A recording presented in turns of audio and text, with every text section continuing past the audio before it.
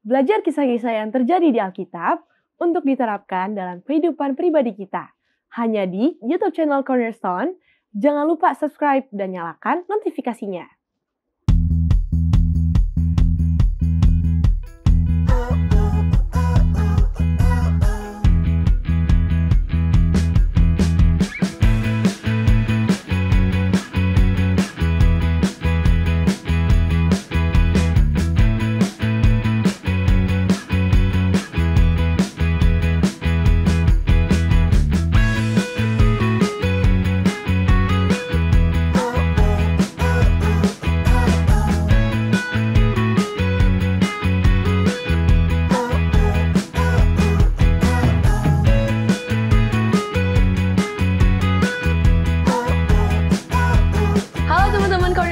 Senang banget nih kita ketemu lagi di episode terbaru Cornerstone Connection.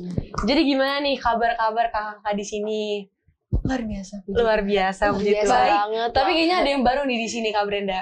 Iya, aku baru ngeliat nih yang ini. Hai Kak Angel. Hai. Dia namanya Kak Angel. Kak Angel. Kakak. Jangan panggil kakak dong. Oke, panggil Angel. nama aja. Oke. Angel gimana kabarnya? Apakah ada yang baru di minggu ini? Ini apa nih maksudnya yang baru? Gak itu. Gimana kabarnya Angel? Baik-baik aja seperti biasa, kehidupan dijalani dengan baik. Sangat ya. Kalau Kak Brenda gimana Kak Brenda? Pelan juga sih. Kalau aku karena baru saya ujian jadi deg-degannya masih kerasa. Oh, Ya aku gitu. baru mulai semester 1, semester 2. Tapi kita sampai lupa nih ngomongin tentang kabar kita. Kabar teman-teman di rumah kira-kira kayak gimana Nah, nih? itu dia. Semoga teman-teman di rumah sehat-sehat terus. Dan kita berharap gitu ya. Oke. Oke, baiklah Kak. Jadi cerita Alkitab apa lagi nih yang mau kita bahas kali ini, Kak Brenda? Oke, jadi cerita Alkitab kali ini belum boleh kasih tahu. Oh, Kan jangan kita harus kasih tahu yang ini Pengumuman dulu. Iya, pengumumannya Oke. dulu. Pengumumannya Apa? Pengumumannya Kak Brenda? Pengumumannya apa? Oke. Baiklah, jadi cerita Alkitab apalagi? Pengumumannya. Oh, pengumumannya. Pengumumannya adalah jadi kita harus umumin kuis yang akan ada. Kita mau ada kuis Oh, juga. kuis. Aku nggak tahu nih, kebetulan. Masih baru ini kita kasih tahu ya. Kalau jangan sebutin dulu Oke. judul-judulnya. Kita harus kasih tahu bahwa di akhir segmen ada kuis. Oke. Dan tentunya kuisnya ada berhadiah. Yes, jadi teman-teman di rumah jangan sampai kelewatan. Terus kalian jangan lupa juga saksiin pembahasan kita dari awal sampai akhir, disimak. Karena tentunya pertanyaan yang akan kita berikan ada semuanya nyambung ya. di segmen-segmen yang akan kita bahas. Betul. Oke. Jadi kita mulai aja diskusi kita. Ya, ayo. Kita mulai aja. Oke. Oke. Kita akan mulai diskusi kita. Betul. Nah, teman-teman, pelajaran minggu ini kita akan belajar pada triwulan ini dengan tema utama yaitu kebebasan tanpa batas.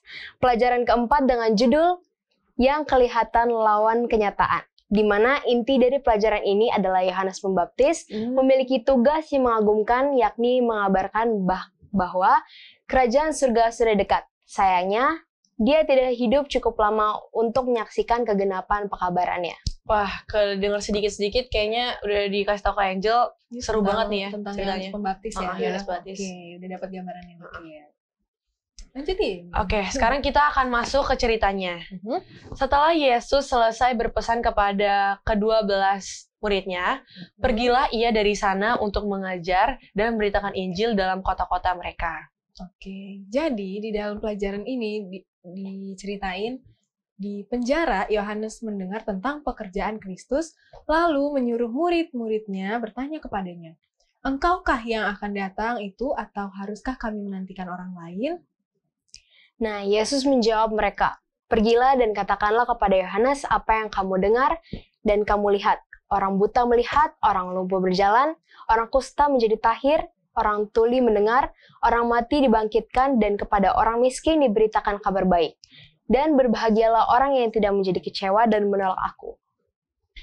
Lalu setelah murid-murid Yohanes pergi, mulailah Yesus berbicara kepada orang-orang banyak tentang Yohanes. Oke. Untuk apakah kamu pergi ke gurun, melihat buluh yang digoyahkan angin, padang angin kemari? Atau untuk apakah kamu pergi melihat orang yang berpakaian halus? Orang yang berpakaian halus itu tempatnya di istana raja. Nah, ditanya lagi nih, jadi untuk apakah kamu pergi melihat nabi? Benar, dan aku berkata kepadamu, bahkan lebih daripada nabi. Karena tentang dia ada tertulis, lihatlah, aku menyuruh utusanku mendahului engkau, ia akan mempersiapkan jalanmu di hadapanmu. Aku berkata kepadamu, sesungguhnya di antara mereka yang dilahirkan oleh perempuan tidak pernah tampil seorang yang lebih besar daripada Yohanes Pembaptis. Namun yang terkecil dalam kerajaan surga lebih besar daripadanya. Sebab memang Herodes telah menyuruh menangkap Yohanes, membelunggunya dan memenjarakannya berhubungan dengan peristiwa Herodias, istri Filipus saudaranya. Karena Yohanes pernah menegurnya. Iya. Lalu kata Yohanes, tidak halal engkau mengambil Herodias. Herodes ingin membunuhnya, tetapi ia takut akan orang banyak yang memandang Yohanes sebagai nabi. Tapi pada hari ulang tahunnya Herodes, menarilah anak perempuan Herodias di tengah-tengah mereka dan menyukakan hati Herodes. Sehingga Herodes bersumpah akan memberikan kepadanya apa saja yang dimintanya. Maka setelah dihasut oleh ibunya, anak perempuan itu berkata, berikanlah aku di sini kepala Yohanes Pembaptis di sebuah talan. Lalu, serem sekali ya. Tapi kita punya kelanjutannya lagi. Nah, lalu sedihlah hati raja itu, tetapi karena sumpahnya dan karena tamu-tamunya, diperintahkannya juga untuk memberikannya. Disuruhnya memenggal kepala Yohanes di penjara, dan kepala Yohanes itu pun dibawa orang ke sebuah talam. Lalu diberikan kepada gadis itu, dan ia membawanya kepada ibunya. Nah, gimana? Ini udah Seru banget. Seru tapi agak serem ya pas yang anaknya. Agak sadis ya? Iya, agak sadis. Minta kepala buat hadiah ulang tahunnya itu. Iya. Tapi aku jadi penasaran deh sama cerita selanjutnya kayak gimana. Pengen diskusi lebih lanjut lagi dan tentunya lebih makin kepo lah ya. Pasti pengen penjelasan yang lebih akurat lagi gitu. Yes, betul. Nah, sebelum kita akan lanjut kembali ke mencari tahu apa yang maksud dari pembelajaran kita. Tapi sebelumnya kita akan menyaksikan Profesor Corner dalam segmen Apakah Kamu Tahu? Halo sahabat Cornerstone semua. Kali ini Profesor Corner akan memberikan informasi yang bermanfaat bagi kita di pelajaran kali ini. Nah, apakah kamu tahu Wolfgang Amadeus Mozart meninggal pada saat dia sangat miskin, bahkan dia tidak mendapat penguburan yang layak. Dia dikuburkan di tanah penguburan orang-orang miskin. Namun, musik Mozart yang dianggap sebagai paling disukai dan paling indah di antara semua musik klasik.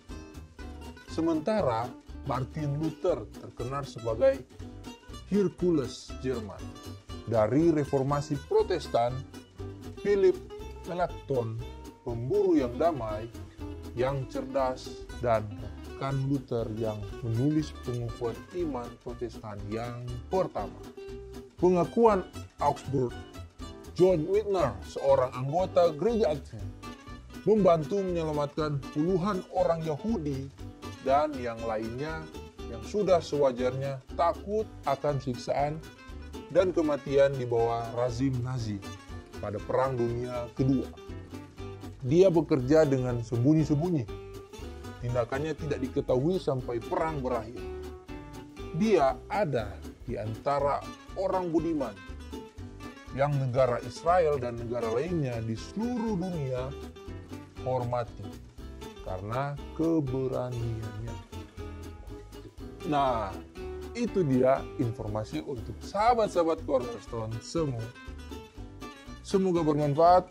Sampai ketemu di episode selanjutnya.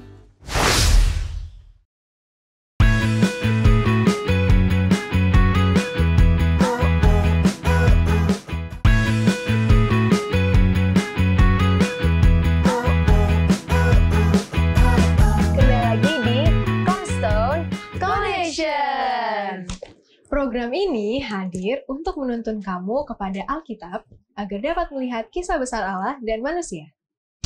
Jika kamu mencari firman Allah yang benar, Cornerstone Connection tentunya menyajikan Alkitab dan menantang kamu untuk menghubungkannya ke dalam kehidupan nyata kamu. Saat ini kita akan membahas pelajaran keempat dengan judul yang kelihatan lawan kenyataan. Dan ayat inti kita sepanjang 1 minggu ini terdapat di dalam Matius 11 ayat 11. Oke. Kita boleh baca ya. Alkitab kita terdapat dalam Matius 11 ayat 11. Kak Angel boleh bacain? Ini ada di sini.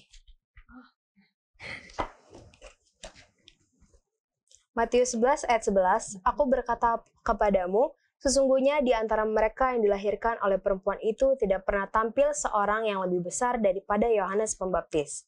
Namun yang terkecil dalam kerajaan sorga lebih besar daripadanya. Nah, jangan lupa juga nih, kita akan bacain sekilas cahaya dari yang terdapat di Alfa dan Omega jilid 5 halaman 229. Kita bisa baca di Sekolah Sahabat. Sebagai juru kabar Mesias, Yohanes adalah lebih daripada nabi. Karena nabi-nabi telah melihat kedatangan Tuhan yang pertama itu dari jauh. Bagi Yohanes telah diberikan kesempatan untuk melihat dia, mendengar kesaksian dari surga tentang Mesias itu, dan mengemukakan dia kepada Bani Israel sebagai utusan Allah. Namun Yesus berkata, yang terkecil dalam kerajaan Allah lebih besar daripadanya. Wah, oke. Nah,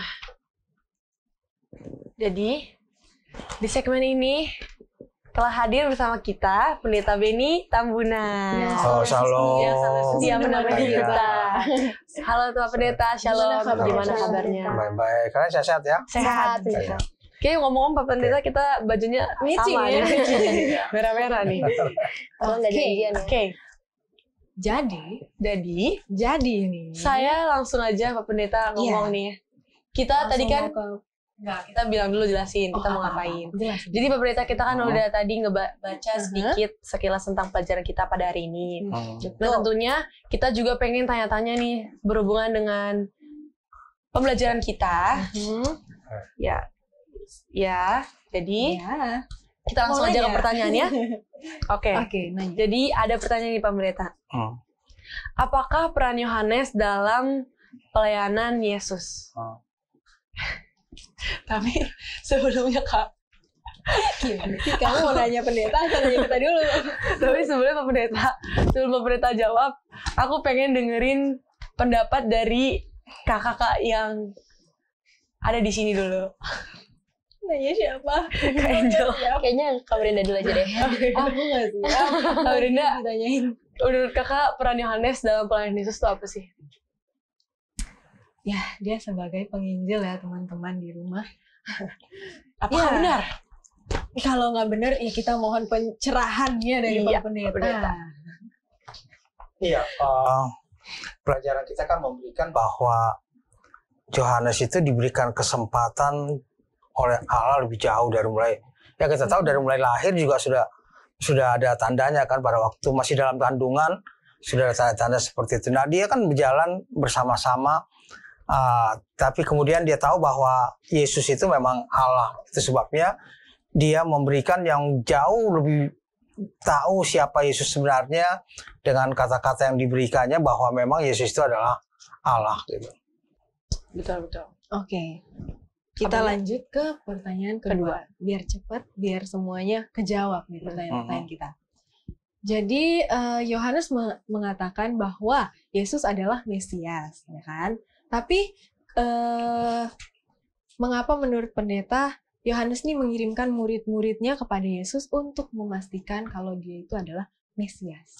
Iya, dalam perjalanannya baik Yesus dengan Yohanes kan bisa ya, tapi kan dia mengetahui bahwa Yesus melakukan banyak mujizat dan lain sebagainya. Tapi pada waktu dia ditangkap, kemudian dia mulai juga melakukan pelayanan-pelayanan lain gitu ya. Murid-murid tanya, itu gimana sih? Kenapa dia bisa begini, kamu tidak ya? Dan lain sebagainya. Benar nggak itu? Itu Yesus itu memang Allah apa tidak? Jadi pertanyaan-pertanyaan timbul. Kemudian ya dia juga katakan, oke, kalau begitu ya tanya langsung, dia utus apakah memang Yesus itu adalah Mesias. Jadi dia mengutus langsung orang atau muridnya untuk mengetahui apakah Yesus itu Mesias, dan jawaban Yesus kita sudah tahu. Ya lihat aja perbuatannya, memang perbuatan aku itu Allah atau memang orang biasa. Oke. Angel ada mau nanya? Oke, lalu selanjutnya, keadaan apakah yang membuat Yohanes dipenjarakan dan dipenggal? Iya, kita mau tahu dia kan pelajaran kita juga tadi mungkin kalian juga sudah baca kan, dia langsung nih ke raja juga dikritik langsung. Ya kalau sekarang bahasanya kritik ya. Ya dia langsung berikan apa semuanya sehingga tidak senang karena ditegur kejahatannya apa semuanya sehingga dia akhirnya di penjara. Ya, kita tahu dia di penjara dan akhirnya juga pada waktu ulang tahun pesta itu dimintain untuk kepalanya akhirnya dia dipenggal. Tapi kan jangan lupa bahwa apa yang dilakukan itu kayaknya sih kecil. Ya sepertinya kecil tapi kan dia punya pengaruh itu begitu besar. Jadi sesuatu yang kita lakukan kita rasa mungkin kecil sebenarnya sih bagi orang banyak itu akan ada pengaruh. satu pengaruh yang sangat besar. Betul. Jadi misi dan pengaruh seperti apakah Pak Pendeta yang orang Yahudi percayai yang dimiliki oleh Mesias ketika ia datang ke peradaban manusia? Iya. Yesus kan punya misi bahwa menyelamatkan siapa saja. Apalagi orang-orang yang memang selama ini tidak begitu diperhatikan. Maksudnya orang-orang miskin, orang-orang yang terbuang, orang-orang yang tidak dianggap lainnya. Yesus kan lebih banyak perhatian kepada mereka-mereka ini. Sama rata ya. Jadi pada waktu perhatian itu diberikan, pada waktu Yesus menyembuhkan dan lain sebagainya itu kan suatu hal yang memang berbeda dibandingkan dengan apa yang dianggap selama ini hanya Yesus itu ya bagian-bagian yang tidak begitu penting dalam kehidupannya gitu. Oke. Ini aku punya satu pertanyaan terakhir nih Pendeta. Jadi apakah pelayanan Yesus memenuhi harapan mereka atau sesuai dengan panggilan Yohanes untuk bertobat? Ya, Yohanes kan memberikan bahwa ini loh Yesus. Dia kan bukan ini loh Yesus, biarlah Yesus tambah besar, nggak apa-apa kalau saya tambah kecil. Penting Yesus itu orang bisa lihat dan Yesus membuktikan akan hal itu dengan berbagai cara yang dia lakukan, dengan ucapan-ucapan yang dia lakukan dan berbagai mujizat yang dia lakukan yang memberikan satu kekuatan kepada orang banyak bahwa memang dia itu adalah Allah dan benar-benar walaupun prinsip orang pada waktu itu termasuk murid-muridnya mereka menginginkan Yesus itu jadi raja di negara mereka, membebaskan mereka dari penjajahan Roma. Ya, jadi mereka baru melihat pada Yesus itu memang sebagai Tuhan yang akan menghabisi ataupun akan membuat dunia ini baru dengan orang-orang yang akan diangkat untuk hidup bersama-sama dengan dia. Oke. Terima kasih Pak Pendeta udah menjawab pertanyaan yang mungkin menjadi pertanyaan bagi kita juga dan teman-teman yang ada di rumah. Betul sekali. Oke. Nah teman-teman, kita akan kembali lagi nih di segmen berikutnya, tapi tunggu dulu. Kita akan mendengarkan Segmen apa? Angel? Kakak mendengarkan apa? Segmen apa ya namanya? Kita akan mendengarkan pendapat dalam segmen Apakah Pendapatmu?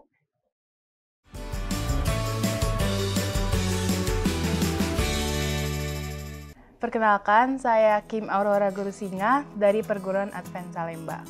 Namaku Precious Girana Melody, asal aku dari Perguruan Advent Salemba. Nama saya Sharon Donsu, saya dari Perguruan Advent Salemba. Nama saya Rufus Edward Mewengkang, asal dari Perguruan Advent Salemba. Sukses versi saya itu ketika kita udah mendapatkan apa yang kita mau dari kecil, yang kita impikan. Yang contoh dari kecil kita impikan contoh jadi pelukis, terus nanti besar saya sudah jadi pelukis, mau berapapun hasilnya, yang penting sudah jadi, itu udah sukses buat saya. Kalau menurut saya pribadi, sukses itu tidak harus merupakan hal-hal yang besar. Bisa saja seperti membawakan pelayanan di renungan pagi atau bernyanyi di gereja, itu menurut saya sudah cukup sukses. Menurut aku, kesuksesan itu adalah pencapaian atau suatu keberhasilan dalam suatu hal. Kalau menurut aku, dengan kita punya rasa kebahagiaan aja, itu udah menjadi suatu kesuksesan. Karena kesuksesan itu nggak harus dari pelimpahan harta yang kita punya atau kita meraih sesuatu. Sukses menurut saya ada dua, dari hal duniawi sama hal surgawi ya. Kalau misalnya dari hal duniawi kita bisa seperti kaya dalam uang atau hal-hal yang lainnya, dan kita juga misalnya kaya di duniawi itu harus bisa berbagi, memberikan, dan semuanya tanpa harus ada sesuatu tanpa paksaan. Kalau misalnya surgawi, kekayaan surgawi itu kita sudah seperti ya selalu ke gereja, membaca firman Tuhan, dan melakukan semuanya yang menurut dalam perintah Allah. Sekian, terima kasih.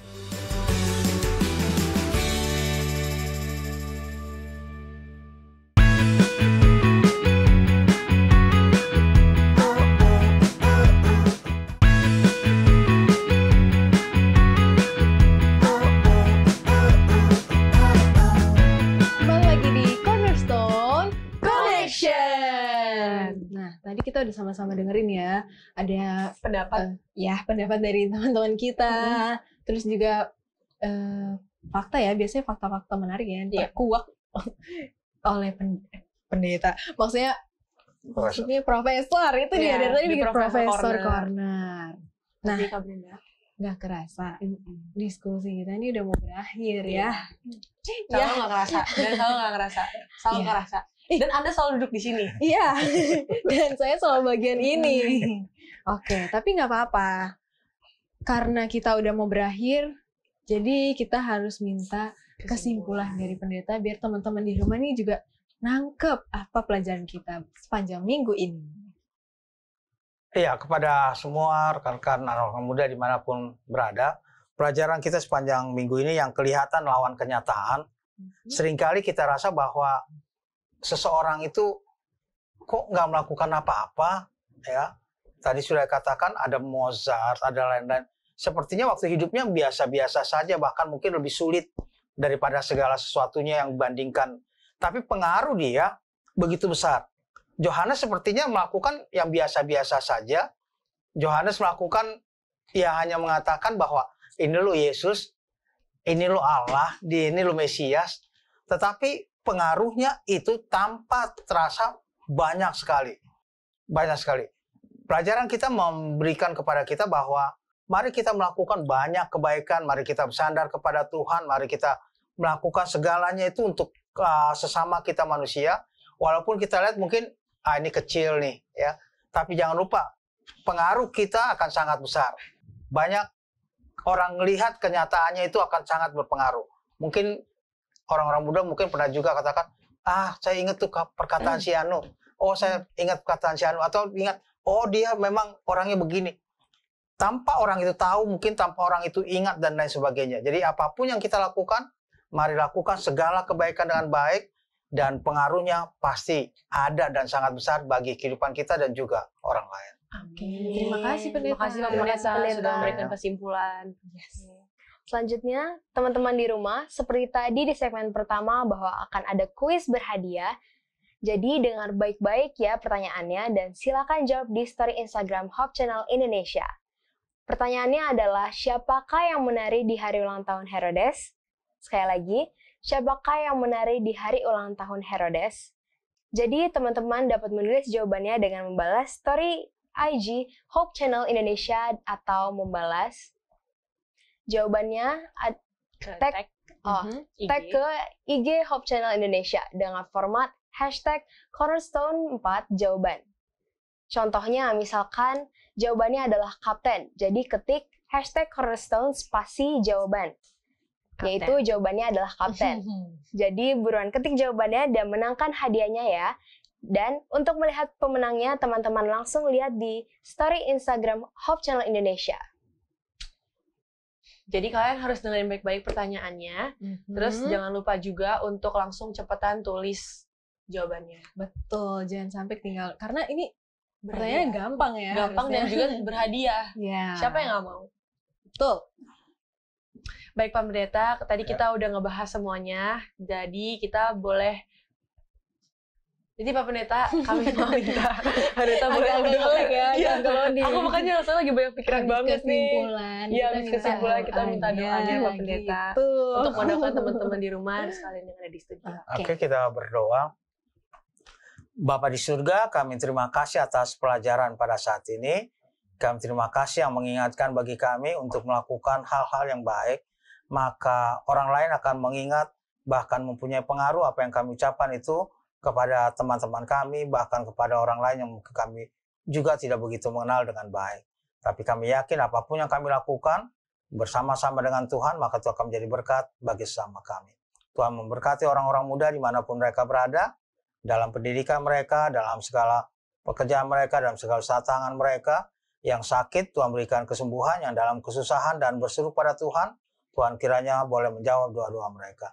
Ampuni segala dosa kami berdoa dalam nama Anak Yesus Kristus, Tuhan dan Juru Selamat kami. Amin. Amin. Jadi sekian pembelajaran Cornerstone kita buat sepanjang 1 minggu ini. Kita udah sama-sama dengerin dari awal sampai selesai, sampai kesimpulannya udah pendeta kasih nih. Jadi kita udah dengerin semuanya, tapi aku mau bilang buat teman-teman di rumah, harus semangat terus buat mempelajari Alkitab. Terus kita juga harus buat nih ketetapan buat baca Alkitab kita dari halaman ke halamannya. Terus nanti kita bakalan lihat apa yang akan terjadi di sana. Karena akan ada banyak janji pengharapan yang Tuhan tulis buat kita semua. Terima kasih sahabat-sahabat Hope Channel yang selalu setia mencari dan belajar firman Tuhan melalui Cornerstone Connection.